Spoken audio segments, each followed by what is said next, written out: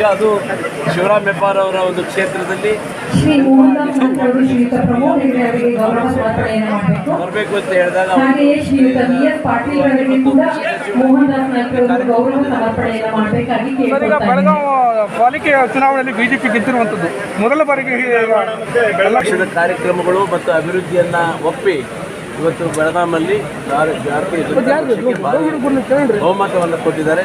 ಬೆಳಗಾಂ ಜನತೆಗೆ ನಾವು ಧನ್ಯವಾದಗಳನ್ನು ಅರ್ಪಿಸ್ತೇವೆ. ಕಲಬುರಗಿಯಲ್ಲಿ ಕಾಡು ಪ್ರಾಣಿಗಳ ಹಾನಿಗೆ ಅರಣ್ಯ ಇಲಾಖೆ ಕ್ರಮ ಕೈಗೊಳ್ಳಬೇಕಾಗ್ತದೆ. ಬೇಲಿಗಳನ್ನು ನಿರ್ಮಾಣ ಮಾಡುವಂಥದ್ದು ತನ್ಮೂಲಕ ಕಾಡು ಪ್ರಾಣಿಗಳು ಜಮೀನಿಗೆ ಬರದ ರೀತಿಯಲ್ಲಿ ಮಾಡಬೇಕು. ಅದು ಅರಣ್ಯ ಇಲಾಖೆಯವರ ಗಮನಕ್ಕೆ ತಂದು ಅದರ ಆಗದ ರೀತಿಯಲ್ಲಿ ಅವರಿಗೆ ಮಾಡಬೇಕು ಅಂತ ನಾನು ಅರಣ್ಯ ಇಲಾಖೆಗೆ